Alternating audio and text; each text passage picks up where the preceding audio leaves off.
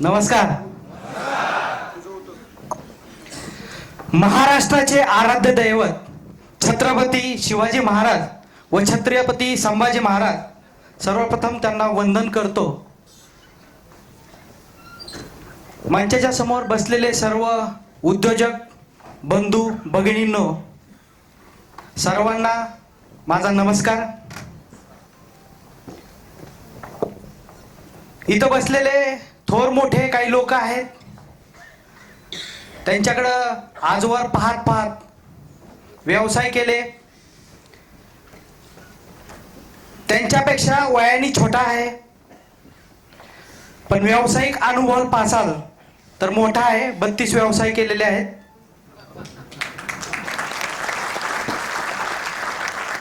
बत्तीस व्यवसाय सक्सेसफुल झाले असं नाही आणि अपयशी झाले असं पण नाही, पण जे काय व्यवसायातून शिकलो त्या व्यवसायाचं नॉलेज आज तुमच्यापर्यंत देणार आहे. प्रत्येक व्यक्ती हा माणसाचा सक्सेस पाहत असतो, पण त्या सक्सेसच्या पाठीमागं जे काही दडलेलं आहे की तो कसा आला हे त्याच्याकडे लक्ष देत नाही. कारण प्रत्येकाला फक्त त्याची गाडी दिसती, बंगला दिसतो, ऑफिस दिसतं. तर येवलेंचा प्रवास कुठून चालू झाला, येवलेंचं विजन काय आहे, या सगळ्या गोष्टी मी तुमच्याशी शेअर करणार आहे. मुश्किलों से भाग जाना आसान होता है, हर पहलू जिंदगी का इम्तिहान होता है, डरने वालों को नहीं मिलता जिंदगी में कुछ भी, जीतने वालों के कदमों में जहान होता है.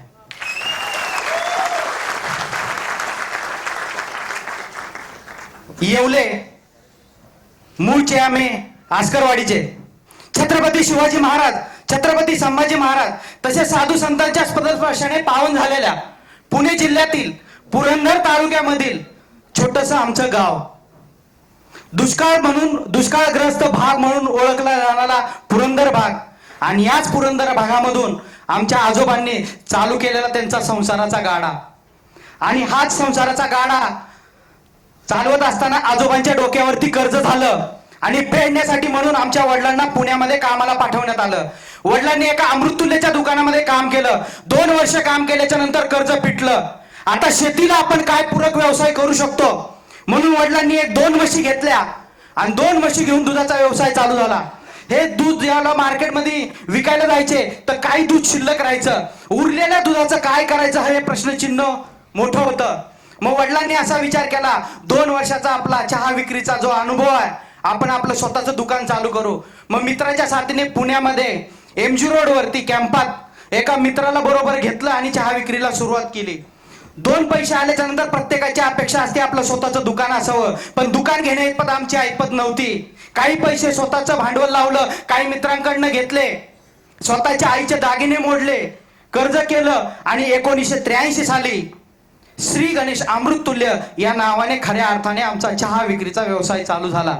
आणि त्याच वेळेला माझा जन्म झाला होता. आज मी समजतो की खरं तर माझा चहा विक्री करण्यासाठी जन्म झालेला असावा बहुधा.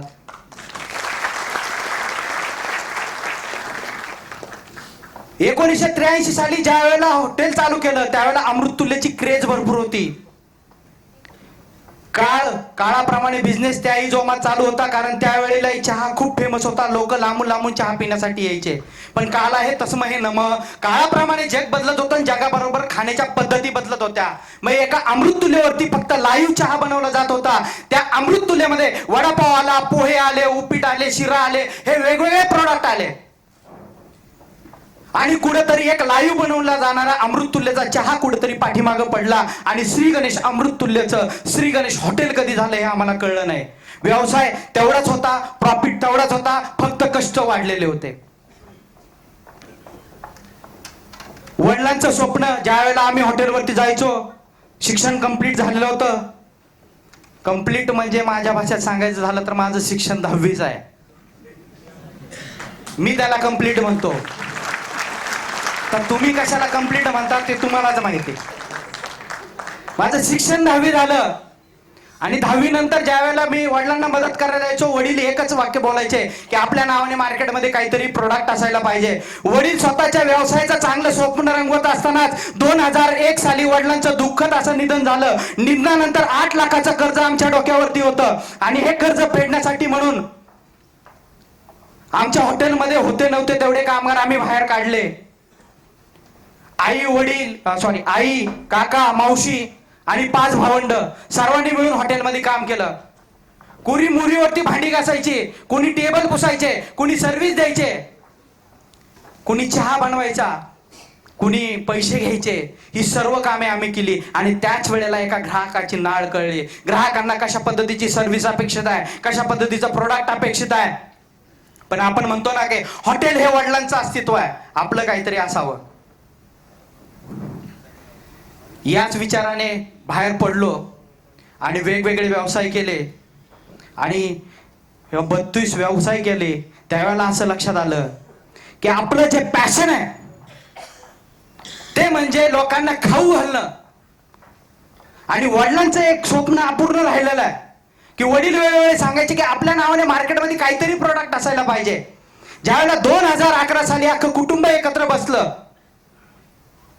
त्यावेळेला अण्णांकडनं आम्हाला कळलं की 1983 साली ज्यावेळेला आपण चहा विक्रीला सुरुवात केली त्यावेळेला आपल्याकडे लोक लांबून लांबून चहा पिण्यासाठी यायचे. आम्ही असा विचार केला, आपण एवढे व्यवसाय केलेत,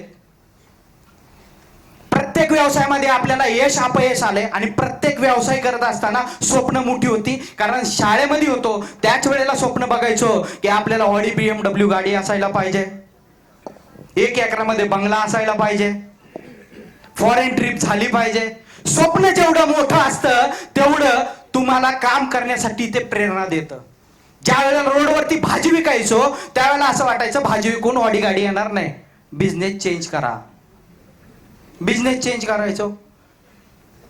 मोबाईल शॉपी झालं, door to door marketing, shop to shop marketing, MLM marketing, मार्केटिंगचे सगळे प्रकार झाले. होलसेल मध्ये पण मोठे मोठे व्यवसाय केले. AC मॉल भाजीचे टाकले, मोबाईल शॉपीचे पण चॅनल आउटलेट काढले. पण कुठेतरी असं वाटत होतं आपल्याला जे अपयश येतंय ते व्यवसायामुळे येत नाहीये तर ते आपल्यामुळे येते. मग त्याचा अभ्यास केला की कुठं चुकतोय आपण, त्याचा पूर्ण अभ्यास केला.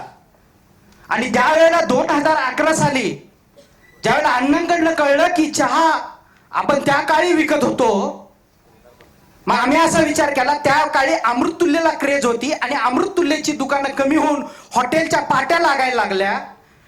पण चहा एक एनर्जी ड्रिंक आहे. प्रत्येकाला सकाळी उठल्या उठल्या आणि दिवसभरात आळस कंटाळा थकवा आल्याच्या नंतर माणूस तो चहा पितो. ह्या एनर्जी ड्रिंकला ब्रँड कुठंच नाहीये. मग याच्यामध्ये आपण काम करू शकतो. 32 व्यवसायाचं नॉलेज आहे, व्यावसायिक प्रशिक्षण घ्यायचं आणि एक ब्रँड आपण चांगल्या पद्धतीने मार्केटमध्ये क्रिएट करू शकतो. बस ठरलं. बघा व्यवसाय करणं किती सोपं असतं. 32 व्यवसायाचं नॉलेज. 2011 साली ज्यावेळेला आम्ही मार्केट स्टडी केला त्यावेळेला कळकटलेली मळकटलेले चहाचे हॉटेल्स, घाणेरडे कपडे घालून उभे असलेले कामगार, घाणेरड्या मोरीमध्ये धुतला जाणारा चहाचा कप आणि त्याच कपामध्ये दिला जातोय आपला एनर्जी ड्रिंक, तो म्हणजे आपला चहा. म्हणलं हे चित्र बदलून पहिलं टाकायचं, याला कॉर्पोरेट लुक आणायचं, चांगली सर्व्हिस द्यायची, चांगली क्वालिटी द्यायची. CCD, स्टारबक ह्या जर बाहेरून येऊन इथं मोठ्या होत असतील तर एक सर्वसामान्य माणसांचा पेय असलेला चहा याच्यामध्ये ब्रँड का होऊ शकत नाही. सगळ्या गोष्टीचा अभ्यास केला. व्यवसायाचं नॉलेज पहिल्यापासून होतं. इतर व्यवसाय करत असल्यामुळं 2011 साली हातात घेतलेलं काम 1 जून 2017 कंप्लीट झालं. 1 जून 2017 ज्या वेळेला भारतीय विद्यापीठमध्ये आम्ही एक टपरी घेतली आणि त्या टपरीवरती पहिलं चहा विकायला सुरुवात केली. ते टपरी टाकत असताना कंस्ट्रक्शनचा व्यवसाय होता, चांगलं ऑफिसेस होतं, नाव पण मार्केटमध्ये होतं. मग टपरीवरनच का सुरुवात केली? कुठल्या पण व्यवसायाची सुरुवात ही छोट्याने होत असते आणि मग तो व्यवसाय मोठा होत असतो. म्हणून म्हटलं की आपल्याकडे पैसे असले किंवा नसले तरी छोटी सुरुवात करायची. आणि ती ज्या वेळेला सुरुवात केली त्यावेळेला डोक्यावरती आमच्या 1,10,00,000 कर्ज होतं. 1,10,00,000 कर्ज. आपल्याला माहिती आहे व्यावसायिक 30,000 कर्ज, 30 लाख कर्ज, 40 लाख कर्ज, फाशी घेतली, विष घेतलं. आपण बऱ्याच बातम्या ऐकतो. 32 व्यवसाय केलेत म्हणजे फुकट होणार नाहीत. अनुभव विकतच घ्यावा लागणार आहे. आणि तो विकत घेत घेत 1,10,00,000 कर्ज झालं होतं. पण आपण म्हणतो ना की कर्ज झालंय, पण तुमच्यामध्ये कॉन्फिडन्स तेवढा आहे की हे कर्ज काहीच नाहीये, हे कर्ज मी फेडू शकतो. स्वप्न स्ट्रॉंग होती, जिद्द होती. मग त्या चहा विक्रीला आम्ही 8-9 महिने तिथं स्टडी केला. जे काय आमचं प्रशिक्षण केलेलं होतं सगळी इम्प्लिमेंट तिथं केली. 2011 पासून 2017 पर्यंत जो काय अभ्यास केला होता चहाची क्वालिटी, सर्व्हिस याच्यावरती सगळी इम्प्लिमेंट. म्हणजे रस्त्यावरती जरी बिझनेस करत होतो तरी हायजेनिक तिथं मेंटेन करायची. आणि ते कितपत ग्राहकांना आवडतंय या सगळ्या गोष्टीची स्टडी केल्याच्या नंतर 9 फेब्रुवारी 2018ला आम्ही कॉर्पोरेट ब्रँडिंग असलेलं पहिलं आउटलेट आमचं चालू केलं मंडईमध्ये, म्हणजे पुण्यामध्ये दगडूशेठ गणपतीच्या शेजारी. आणि हे ज्या वेळेला आउटलेट चालू केलं त्यावेळेला ज्या मालकाशी आम्ही बोलायला गेलो तेव्हा मालकांना 2 दुकानं घ्यायची होती आम्हाला. बघा डेअरिंग, तुमच्या डोक्यावरती 1,10,00,000 कर्ज आहे. 2 दुकानांचं भाडं 1,20,000 रुपये. त्या मालकाने विचारलं दुकान कशासाठी पाहिजे. आम्ही म्हणलं चहा विकण्यासाठी. तो म्हणलं चहा कितीचा आहे तुझा. म्हणलं 10 रुपयाचा. तुला काही वेडबीड लागले का. म्हणलं 10 रुपये चहा विकतोय, 1,20,000 रुपये भाडं कुठून देणार. समोर पुण्यामधली मेन ट्रॅफिकची पोलीस चौकी, आउटलेटच्या समोर. एक गाडी उचलली तर 200 रुपये फाईन बसेल. एक चहाला 210 रुपयाला जर कस्टमरला पडला तो कशाला येईल परत चहा प्यायला. याला काय अक्कलच नाही म्हणायची. पण त्या कामगारांना सांगायचो की तुम्ही त्याच्याकडे लक्ष अजिबात देऊ नका, तुम्ही तुमचं काम चालू ठेवा. कारण ज्या वेळेला तुम्ही काय करता हे फक्त तुम्हालाच माहिती असतं ना. त्यामुळं दुसरे काय बोलतात याच्यावरती तुम्ही अजिबात लक्ष द्यायची गरज नसते. आणि तेच आम्ही केलं. कारण आम्हाला माहिती होतं की आम्ही काय करतो. आणि ज्या वेळेला ते केलं त्यावेळेला वर्षानुवर्ष तिथं जे लोक बिझनेस करतात, म्हणजे आजूबाजूला सगळे एबीसी चौक आहे, सगळे पुस्तकाची दुकानं आहेत. मुश्किलनी जूनच्या नंतर ज्या वेळेला स्कूल वगैरे चालू होतं त्यावेळेला त्यांच्याकडे गर्दी असते. पण फेब्रुवारीमध्ये ज्या वेळेला आम्ही आउटलेट चालू केलं तर एवढी गर्दी त्यांच्या दुकानामध्ये नसती. मुश्किली कस्टमर त्यांच्याकडे येतात. पण ज्या वेळेला आम्ही चालू केलं पहिल्याच दिवशी आम्ही 20,000चा बिझनेस केला होता. म्हणजे 2,000 कस्टमर चहा पिण्यासाठी आले होते. पण हे 2,000 कस्टमर कसे आले त्यासाठी आम्ही मार्केटिंग त्या लेवलची केली होती. इथं प्रत्येक जण व्यावसायिक बसलेला आहे. जसं हे शरीर चालवण्यासाठी हृदयाची गरज असते ना तसं व्यवसाय चालवण्यासाठी मार्केटिंगची गरज असते. आणि व्यवसायाचं हृदय म्हणजे मार्केटिंग. तुम्ही जर मार्केटिंग वरती जर खर्च केला नाही ना तर तुमचा बिझनेस म्हणजे तुमचं जसं शरीर हृदयाशिवाय चालू शकत नाही तसं मार्केटिंग शिवाय तुमचा बिझनेस चालू शकत नाही. आम्ही टपरीवर होतो त्यावेळेला 40,000 रुपये आम्ही ऍडव्हर्टायझिंगला खर्च करायचो. आम्हाला माहिती होतं की आमचा बिझनेस पण तेवढा होत नाही, पण माहिती होतं की मार्केटिंग केल्याच्या नंतर 101% कस्टमर होतं. कारण ते 32 व्यवसायाचं नॉलेज होतं आमचं आणि ते आम्ही तिथं यूज केलं. आपण बघतो मार्केटिंग वरती खर्च केल्याच्या नंतर नाही होत बिझनेस, कशाला खर्च करायचा, हे विनाकारण पैसे व्हायला जातात असं म्हणून आपण बिझनेस मार्केटिंग वरती खर्च करत नाही. आणि त्यावेळेला आम्ही केलं होतं. ज्या वेळेला आम्ही पहिलं एवढं अमृततुल्यचं ओपनिंग केलं त्यावेळेला प्रेझेंटेशन अशा पद्धतीने दाखवलं की चहामध्ये जो काय आपल्याला ग्लॅमर आणायचा आहे. पहिल्यांदा आम्ही पत्रिका घेऊन टाय आणि ब्लेझर मध्ये लोक मार्केटमध्ये पाठवली होती. पत्रिका ज्या वेळेला हातामध्ये पागायचे तिकडचे दुकानदार त्यावेळेला विचारायचं कशाचं ओपनिंग आहे, तर चहाचं ओपनिंग आहे म्हटल्यावरती चक्रावून जायचंय. चहा विकायचा आणि हा ब्लेझर घेऊन मार्केटिंग मध्ये काय म्हणून लोक उत्सुकतेने तिथे यायचे. एक क्युरियोसिटी जनरेट केली होती लोकांच्या मध्ये. आणि ते लोकांना बघा नुसती क्युरियोसिटी जनरेट करून उपयोग नसतो, तुमच्या प्रॉडक्ट मध्ये पण तेवढा दम असावा लागतो. नाही तर तुम्ही क्युरियोसिटी जनरेट केलेले ना आलेत कस्टमर आणि त्यांना काहीतरी पाण्याचा चहा पाजला तर परत ती फिरकणार नाहीत ते. पण तुमच्या प्रॉडक्ट मध्ये पण तेवढा दम पाहिजे आणि तो दम आमच्या प्रॉडक्ट मध्ये होता. आणि त्या दम मुळे जी आम्ही मार्केटिंग केली त्या मार्केटिंग वरती सगळ्या कस्टमर तिथं आल्याच्या नंतर माउथ टू माउथ पब्लिसिटी सगळ्यात जास्त झाली. आणि जसं मगाशी मिस्त्री साहेबांनी दाखवलं होतं जेवढे पण त्यांनी ते ध्येय गोल उद्दिष्ट ज्या वेळेला मी तिथं बसलो होतो त्यावेळेला सगळे गुण आमच्या येवले अमृततुल्यमध्ये होते, म्हणून आम्ही सक्सेसफुल झालो. आमचं ध्येय होतं एका वर्षामध्ये 100 आउटलेट, येणाऱ्या 5 वर्षामध्ये 1000 आउटलेट आणि येणाऱ्या 10 वर्षामध्ये 2500 आउटलेट आम्हाला करायचे होते. आणि 9 फेब्रुवारी 2018 चालू केलेला प्रवास आज आमच्या 250 ब्रँचेस आहेत, ज्याच्यापैकी 220 चालू आहेत. 10,000 ज्यांना खरंच फ्रँचायझी पाहिजेत असे फॉर्म पेंडिंग आहेत. फ्रँचायझीची रिक्वायरमेंट महाराष्ट्राच्या बाहेर ऑल ओव्हर इंडियामधनं आहे आणि इंडियाच्या बाहेरनं USA, दुबई आणि बँकॉक इकडनं सुद्धा फ्रँचायझीची रिक्वायरमेंट आहे. येवले अमृततुल्य चालू करण्यापाठीमागचा जो काय आमचा प्रामाणिक उद्देश होता, मी तुम्हाला सांगतो, टपरीवर जरी बिझनेस चालू केला होता तर 200 आणि 2 फुलस्केपच्या वह्या भरलेल्या होत्या. गोल सेट केले होते, मार्केटमध्ये कॉम्पिटिटर येणार आहेत, त्यांच्याशी कसं कॉम्पीट करायचं, कामगारांना ट्रेनिंग कशी द्यायची, विजन मिशन कसं ठरवायचं, या सगळ्या गोष्टी आम्ही अगोदरच ठरवलेल्या होत्या. जसं त्यांनी सांगितलं, आज आमच्या ऑफिस मधल्या जी साफसफाई करती त्या लेडीजला जरी विचारलं की येवले अमृततुल्यचा गोल काय आहे, तर ती पण सांगेल की येणाऱ्या 5 वर्षात गोल किती आहे, 10 वर्षात गोल किती आहे. ते विजन आम्ही त्यांच्यामध्ये थांबवलं, एका विचाराने त्यांना कनेक्ट केलेलं आहे. जे पण एम्प्लॉईज आपल्याकडे काम करतो त्यांच्यामध्ये जर त्यांना एक मिशन आपण नाही दिलं तर 101% ते त्या पद्धतीने काम करत नाही. आणि ते मिशन आम्ही त्यांना दिलं की हे येवले अमृततुल्य वाढत असताना हे येवले अमृततुल्य फक्त आमचं नाहीये, तर हे येवले अमृततुल्य फक्त तुमचं आहे. आणि तुम्ही जेवढं काम करणार आहे, तुम्ही जितकं काम करणार त्याच्यावरती अजून लोकांना रोजगार उपलब्ध होणार आहे. त्यामुळे तुम्हाला इथं एक ध्येय आहे की ज्या वेळेला 5 वर्षात तुम्ही एका उंच शिखरावर जासाल आणि पाठीमागं बघसाल, हजारो लोक तुमच्या पाठीमागे जर काम करत असतील तर तुम्हाला अभिमान वाटला पाहिजे की 1000 लोक माझ्यामुळं कामाला आहेत इथं. हे आम्ही आमच्या एम्प्लॉय मध्ये भरले. आणि अजून पण आमच्या जर नवीन कुठलं प्रोडक्ट मार्केटमध्ये आणायचं असेल तर आमच्या ड्रायव्हर पासून, ऑफिस बॉय पासून, आम्ही डायरेक्टर पासून सगळेजण एकाच केबिन मध्ये असतो आणि प्रत्येकाचं मत आम्ही घेतो आणि त्याच्यानंतरच आम्ही विचार करतो की आपलं प्रोडक्ट मार्केटमध्ये आणायचं का नाही आणायचं. कारण प्रत्येकाचे विचार तितकेच महत्वाचे आहेत, आपण कुणाला निग्लेक्ट करून चालणार नाही. ज्या वेळेला तुम्ही लोकांचं ऐकसाल त्याच वेळेला सक्सेसफुल होताल. जर स्वतःचा ऐकायला गेला तर माहित नाही किती सक्सेसफुल होताल. त्यामुळं व्यावसायिकांनी सगळ्यात पहिलं ऐकण्याची जी क्षमता आहे तुमची वाढवली पाहिजे. जितकं जास्त ऐकसाल तितकं जास्त आणि तितकं मोठं तुम्ही काम करसाल.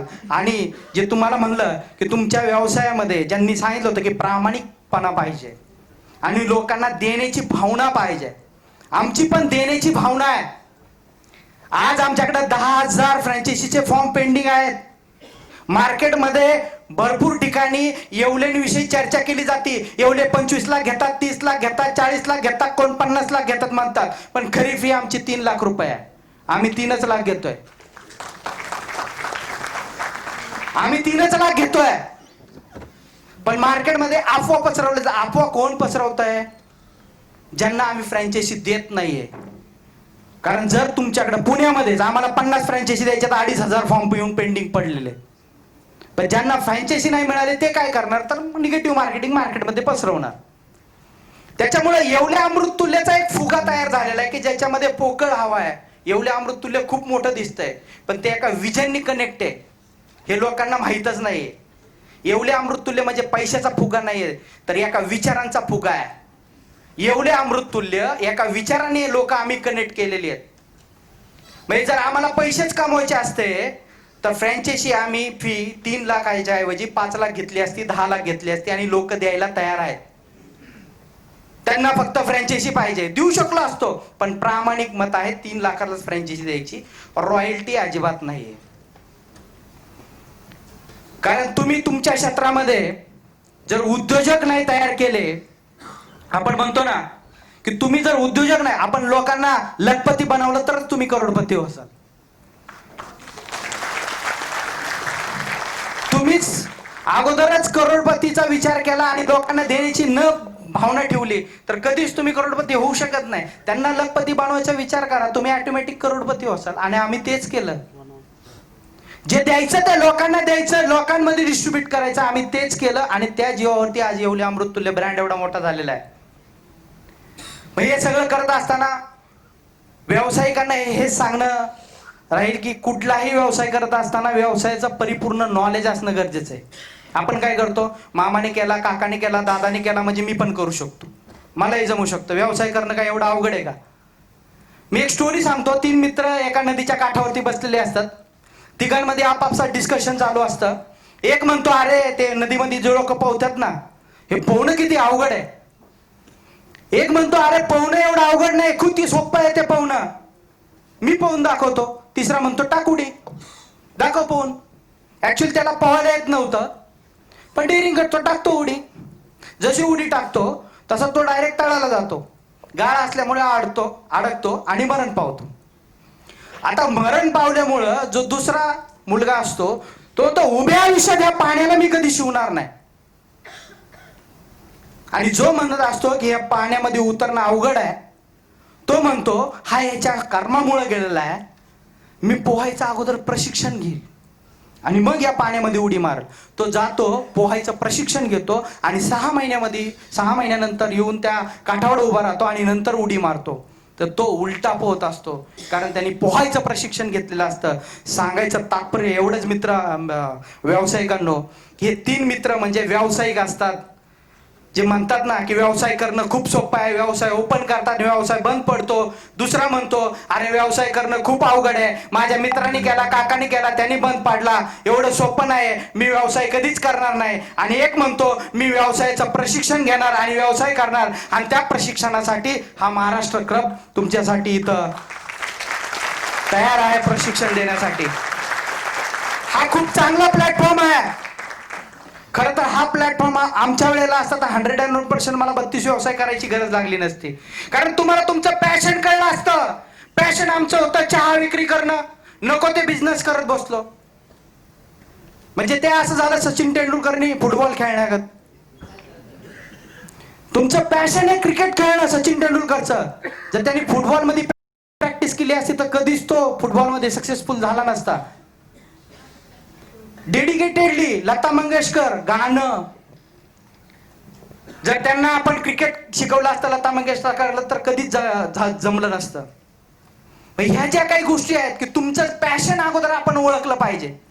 जो पण व्यवसाय करतोय आपण, तो व्यवसाय करताना आपल्याला आनंद मिळतोय का? आनंद खूप महत्वाचा आहे का पैसा बघून आपण व्यवसाय करतोय? पैसा बघून जो व्यवसाय करतो तो 101% फेल होणार. हा माझा अनुभव आहे. पॅशन आहे तुमचं, पण त्याच्यामध्ये पैसा कमी मिळतो, पण पॅशन आहे, काम करताना आनंद मिळतोय. 10 तास काम केलं, 4 तास केलं, 12 तास काम केलं तरी अजिबात कंटाळा आणि थकवा येत नाही. 101% तुम्ही त्या बिझनेसमध्ये सक्सेसफुल होऊ शकता. म्हणून व्यवसाय करताना व्यवसायाचं नॉलेज घेणं हे तितकंच महत्वाचं आहे. आणि मला असं वाटतं की महाराष्ट्र बिझनेस क्लब यांनी खूप चांगला प्लॅटफॉर्म सगळ्या व्यावसायिकांसाठी तयार केलेला आहे. प्रत्येकाचं आयुष्य खडतर असतं. हे आयुष्य जगत असताना ते कसं जगलं पाहिजे, एका नियमामध्ये ज्या वेळेला आपण ठरवतो की आपलं आयुष्य असंच जगायचं, तसं व्यवसाय करताना आपण ठरवलं पाहिजे. व्यवसायाचे पॅरामीटर आपल्याला डिसाईड केलेले पाहिजे. आज आपण इथं आहोत, 5 वर्षांनी कुठं असणार आहे, माझ्या व्यवसायाचं फायनान्शियल प्लॅनिंग काय आहे, माझी ध्येय उद्दिष्ट काय आहे, व्यवसायाच्या प्रती मी किती प्रामाणिक आहे, मी दुसऱ्यांना मदत करू शकतो का, माझ्यामध्ये लिडरशिप क्वालिटी आहे का. आज महाराष्ट्र क्लब तुम्हाला इथं एक वाघाचं नेतृत्व, आपण ज्याला म्हणतो ना की वाघाची एक स्टोरी मी तुम्हाला सांगतो, म्हणजे नेतृत्वाचा अर्थ तुम्हाला कळल. वाघाचं नेतृत्व तयार करण्या इतपत म्हणजे प्रशिक्षण तुम्हाला दिलं जातं इथं. म्हणजे एक वाघ बनवलं जातंय व्यवसाय करण्यासाठी. जंगलामध्ये एक आश्रम असतं, त्या आश्रमामध्ये साधू महाराज असतात आणि शिष्य असतात. एक शिष्य पळत पळत येतो, साधू महाराज म्हणतो, साधू महाराज तिकडनं वाघाची टोळी येते, आपल्याला इथून पळायला हवं. साधू महाराज म्हणतात की त्या वाघांच्या टोळीचं नेतृत्व कोण करतंय? तर तो शिष्य म्हणतो त्या वाघाच्या टोळीचं नेतृत्व एक कुत्रा करतोय. साधू महाराज म्हणतात तुम्हाला पळायची अजिबात गरज नाही, तुम्ही इथंच बसून राहा. तेव्हा वाघ येतात आणि बाजूनी साईडनी निघून जातात. शिष्यांना कळत नाही. परत 15 दिवसांनी कुत्र्यांची टोळी येत असते आणि शिष्य पळत पळत येतो. साधू महाराज, कुत्र्यांची टोळी येते. साधू महाराजांना शिष्य म्हणतो की आपल्याला पळायची काही गरज नाही, ते कुत्रे आहेत. मागच्या वेळेला तर वाघ आले होते, आपण पळालो नाही. साधू महाराज म्हणतात, त्या कुत्र्यांच्या टोळीचं नेतृत्व कोण करताय? तर तो म्हणतो की वाघ करतोय. साधू महाराज म्हणतात, जिकडे जागा मिळेल तिकडे पळा. म्हणजे इथं तुम्हाला वाघासारखं बनवलं जात आहे. लक्षात घ्या, तुमचं जे नेतृत्व आहे तुम्हाला बघून लोक फॉलो करणार आहेत आणि फॉलोअर असले पाहिजेत. आपलं वागणं कसं आहे, आपलं बोलणं कसं आहे, किती लोकांना आपण रिस्पेक्ट देतो. बिझनेसच्या पण व्हॅल्यूज त्याच्यावरती सगळे अवलंबून आहे. जे ठरवलंय ते ठरवलंय, जे नाही करायचं ते नाही करायचं. या जर गोष्टी तुम्ही डेडिकेटेडली पाळल्या तर 101% कुठल्याही, आपण म्हणतो ना की आपल्या थाळीतलं बघायचं सोडून आपण दुसऱ्याच्या थाळीत बघतो. याचा त्याचाच बिझनेस आपल्याला चांगला वाटतो. आपण आपल्या व्यवसायाकडे कधी लक्षच देत नाही. व्यवसायाचं मार्केटिंग करायला पाहिजे, कधीच करत नाही. बघा, एक सिंपल उदाहरण आहे. आजपर्यंत एक प्रथा पहिल्यापासून चालत आलेले. दुकान मीच उघडणार, पैसे मीच मोजणार, गल्ल्यावर मीच बसणार, मटेरियल मीच तयार करणार, मीच देणार. कसं तुम्ही मोठं होणार? तुमच्याकडे मॅनेजमेंट नाहीये, काहीच नाही. तुम्ही कसं काय मोठं होणार? दुसऱ्यावरती विश्वास नाही ठेवू शकत, त्यांना ट्रेन नाही करू शकत, तुम्ही मोठं होऊ शकत नाही. आज किती जण तुम्ही बिझनेस करत असाल, मला दिवसभरामधनं आज 4च कॉल आलेले फक्त. तुम्ही पाहताय FDA ची न्यूज मार्केटमध्ये चालू आहे आता सध्याला, येवले अमृततुल्य विषयी. तरी सुद्धा मला 4च कॉल आले.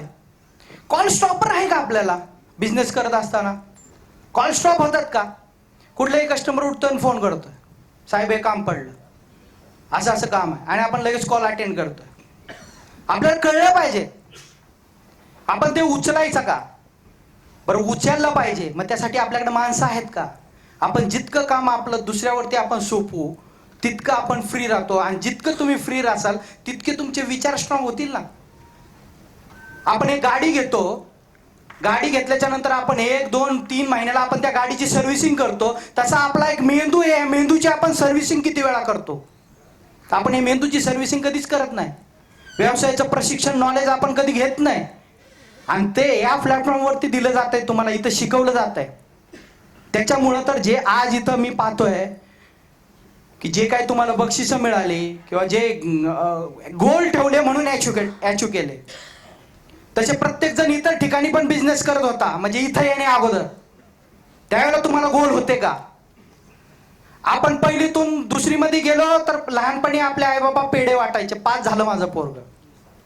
कधी व्यवसायामध्ये आपण 10,000चे 50,000 कमवायला लागले म्हणून स्वतःवरती अशी शाबासकीची थाप मारली का? तर नाही. आपण या छोट्या छोट्या गोष्टी विसरून जातो आणि तेच गोल इथं तुम्हाला दिले जातात. आणि त्या गोलला अचिव्हमेंट करण्यासाठी जी काही तुमची धडपड असते, हे धडपड करण्यामध्ये तुमचा बिझनेस वाढतो, हे तुम्हाला कळतच नाही. बिझनेस ऑटोमॅटिक वाढतो. म्हणजे हा प्लॅटफॉर्म जो ह्यांनी ओपन करून ठेवलेला आहे, हा सगळ्यांसाठी प्लॅटफॉर्म आहे. आणि इथं येणारा प्रत्येक व्यावसायिक एकमेकांना मदत करून स्वतःचा बिझनेस वाढू शकतोय. आणि इथलं जे बिझनेस नॉलेज आहे ना, ते घेऊन तुमच्या व्यवसायामध्ये तुम्ही 101% चांगल्या पद्धतीने प्रगती करू शकता. इथं नवीन पण लोक आलेली आहेत आणि जुनी पण लोक असतील. मग असे मी ऐकलं की काही लोक सोडून जातात. लक्षात घ्या, प्रशिक्षण जरी दिलं गेलं इथं, तरी एका शाळेमध्ये 40 विद्यार्थ्यांना शिकवणारा एकच शिक्षक असतो. 40 विद्यार्थ्यांना सारखं शिकवतो, पण 40 विद्यार्थ्यांमध्ये पहिला नंबर एकाचाच येतो. 39चं काय? तसंच ना, प्रशिक्षण जरी सगळ्यांनी घेतलं तर इम्प्लिमेंट कोण करतंय ते सगळ्यात महत्वाचं.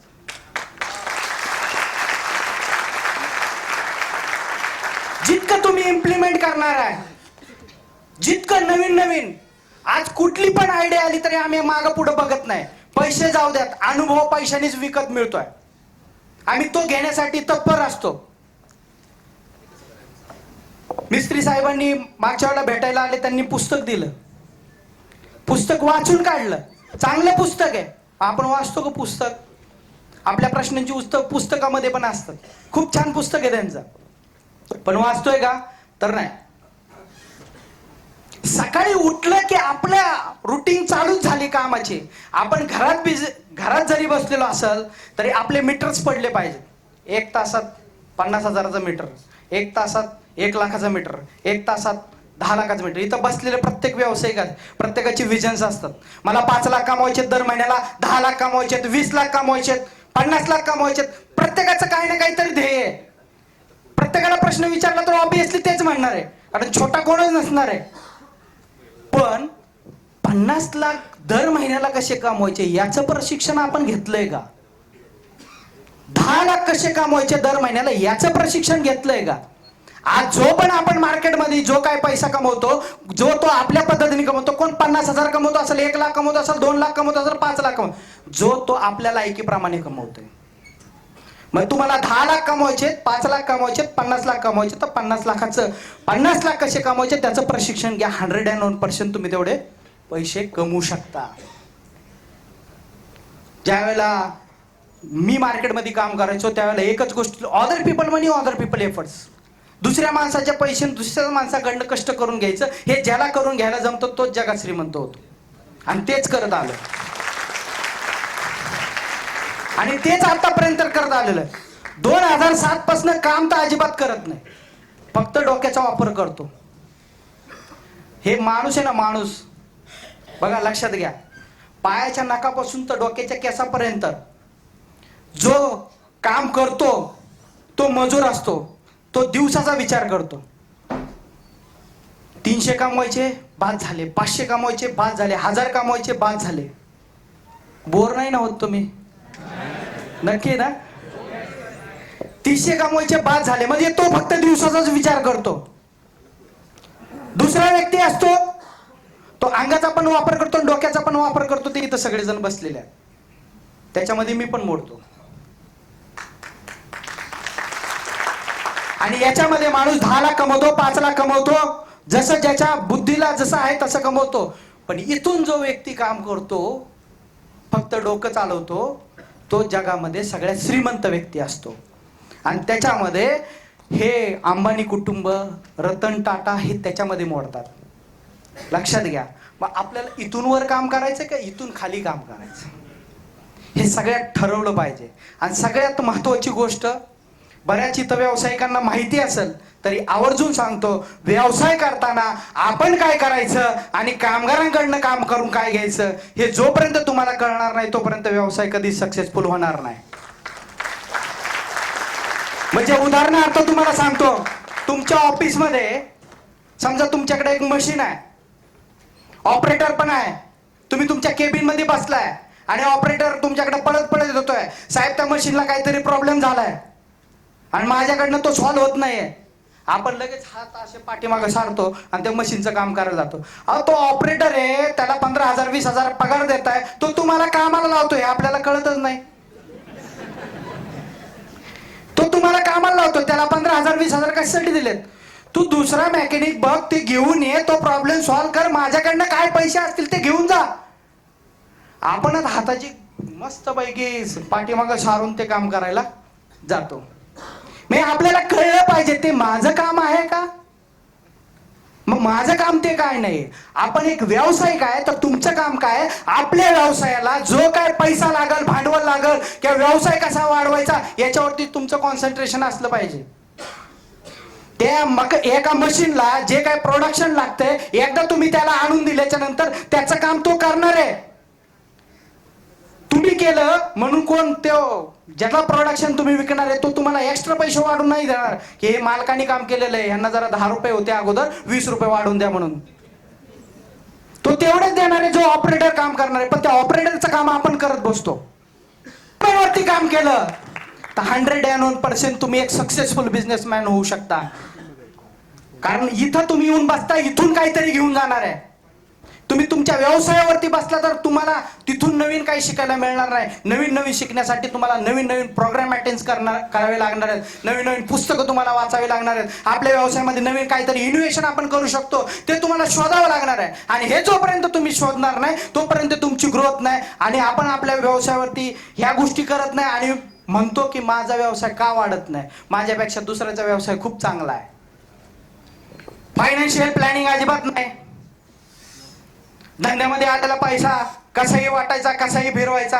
हे केलं आम्ही म्हणून तर 1,10,00,000चं कर्ज झालं ना. आयुष्यातली सगळ्यात मोठी चूक, ज्यावेळेला मोबाईल शॉपी होती, मोबाईल शॉपी असताना 40-50 हजार रुपये दररोज खिशामध्ये यायचे. म्हणजे 2006 साली दररोज खिशामध्ये यायचे. पण त्या पैशाचं व्यवस्थित मॅनेजमेंट नव्हतं. भिशा लावलेल्या होत्या, जवळजवळ 17 लाखाच्या भिशा लावलेल्या होत्या. आणि आयुष्यातली एक मोठी चूक करून बसलो की आमच्यावरती एक फ्लॅट होता आणि तो चुलत्यांनी दुसऱ्याला विकला होता. घरचे म्हणले की तो फ्लॅट घे म्हणजे टेरेस आपल्याला वापरायला मिळेल. आणि तो फ्लॅट 12 लाखाला मी विकत घेतला. आणि मार्केटमध्ये त्यावेळेला 3 लाख रुपये 4 लाख रुपये गुंठ्यानी जागा आमच्या बाजूला चालू होत्या. म्हणजे जागेत इन्व्हेस्टमेंट करायची सोडून मी फ्लॅटमध्ये इन्व्हेस्टमेंट केली. आणि फ्लॅटमध्ये इन्व्हेस्टमेंट करत असताना हा गुंठेवारीतला फ्लॅट होता. त्यामुळे बँकेने लोन दिलं नाही. भिशा उचलल्या. भिशा उचलणाऱ्या लोकांना माहीत झालं की याला पैशाची गरज आहे. मग त्यांनी पण भिशा ताणल्या. जिथं 17 लाख रुपयाची भिशी होती 9 लाख रुपये हातामध्ये आले. 3 लाख अजून कमी पडले, काकाकडनं घेतले, मग 12 लाख झाले. आणि हे 12 लाख फेडण्यासाठी आम्ही 5 भाऊ, मावशी, काका सर्वजण कष्ट करत होतो जवळजवळ 2015 पर्यंत. कारण नुसतं कर्जच नसतं ना, त्याच्या पाठीमागं बऱ्याचशा गोष्टी असतात ना. मग कुणाची लग्न आले तिकडे परत खर्च करायचा आहे, मेडिकल प्रॉब्लेम्स आले अजून तिकडे पैसे खर्च करायचे आहेत. एक फायनान्शियल चूक म्हणजे 2006 साली भरपूर पैसे होते, पण 2009 साली ज्या वेळेला मुलगी जन्माला आली पेढे घेण्यासाठी पण खिशामध्ये पैसे नव्हते. आणि त्यावेळेला लक्षात आलं पैशाला महत्व नाहीये, पैशाला अजिबात महत्व नाहीये. भरपूर लोक म्हणजे त्यावेळेला कळलं की पैसा असल्या लोक जवळ येतात आणि लांब जातात. पण पैशाचं जर आपण प्रॉपर नियोजन नाही केलं तर इथून पुढे पण चुकणार आहे. आणि येवले अमृततुल्यमध्ये आम्ही प्रॉपर प्लॅनिंग केलेलं आहे आता. कारण पोळलोय ना, ताक पण फुकून पेलं पाहिजे. आता ह्या ज्या काही गोष्टी आहेत ह्या तुम्हाला कळल्या पाहिजेत. आपलं फायनान्शियल प्लॅनिंग व्यवस्थित आहे का. आज ज्या वेळेला आम्ही मोठ्या स्केलला बिझनेस करतो त्यावेळेला आम्हाला कन्सल्टंट लोकांची गरज लागते. ते गाईडलाईन्स देतात, त्याच्यावरती पण आम्ही काम करत असतो. मग आपल्याकडे अशी कोण लोक आहेत का आपण जायला ते नॉलेज घेण्यासाठी जातच नाही. या सगळ्या गोष्टी जर तुमच्यापाशी असतील आणि तुम्ही जर वेळेचं नियोजन, प्रामाणिकपणा, जिद्द, चिकाटी आणि मोठे विजन आणि ध्येय ठेवून जर तुम्ही काम केलं तर 101% तुम्ही पण तुमच्या व्यवसायामध्ये सक्सेसफुल होऊ शकता. जास्त बोलायला आपल्याला वेळ नाहीये, पण जाता जाता एकच सांगतो, बिना संघर्ष कोई महान नहीं होता, बिना कुछ किए जय जयकार नहीं होता, जब तक नहीं पड़ती हथौड़ी की चोट तब तक एक पत्थर भी लोगों के लिए भगवान नहीं होता, तब तक एक पत्थर भी लोगों के लिए भगवान नहीं होता. जोपर्यंत तुम्हाला छन्न हतोडी चटके ठेच लागणार नाही तोपर्यंत तुम्ही मोठे होणार नाही. मी पण लहानातून मोठाच होत आलेलो आहे आणि आयुष्यात प्रत्येक नवीन नवीन ठिकाणी मी शिकत चाललेलो आहे, नवीन नवीन प्रॉब्लेम फेस करतोय. आणि हे एवढे अमृततुल्य चालू करताना सुद्धा एकदम ओपन माइंडेड होतो. किती जरी प्रॉब्लेम्स आले, किती जरी चॅलेंज आले तरी फेस करायचं आणि पुढे जायचं. त्याच्यामुळे हे एफडीएचे प्रॉब्लेम आले किंवा काय आले, कालच प्रॉब्लेम आला एफडीएचा, न्यूज आली मार्केटमध्ये आणि इकडनं फोन आला की तुम्ही येणार आहे का. मी 100% ओपन होतो. आपण जे ध्येय ठरवलेले आहे ते कम्प्लीट करायचं. इकडे जाऊन मला स्पीच द्यायचे म्हणजे द्यायचे. एफडीएचा प्रॉब्लेम आजही येणार आहे, उद्या पण येणार आहे, परवा पण येणार आहे. ह्या अडचणी येतच राहणार. ह्या अडचणीचं टेन्शन अजिबात घ्यायचं नाहीये. कारण जितकं तुम्ही टेन्शन घ्याल तितकं मानसिक खच्चीकरण होतं. कारण एक लक्षात ठेवा की आयुष्यात काम करत असताना तुम्ही आज बरं होईल, उद्या बरं होईल, पैसे आल्या बघू, नंतर बघू, हा नंतर कधी येतच नाही. त्यामुळे याच्या भानगडीत बघू नका. आजचा दिवस आपल्याला कसा जगता येईल आणि येणाऱ्या अडचणींना आपण कसं तोंड देऊन पुढे निघून जायचं याचाच विचार करा. 100% मी सक्सेसफुल झालो, तुम्ही पण सक्सेसफुल होणार. एवढेच बोलतो आणि माझे 2 शब्द थांबवतो. जय हिंद, जय महाराष्ट्र.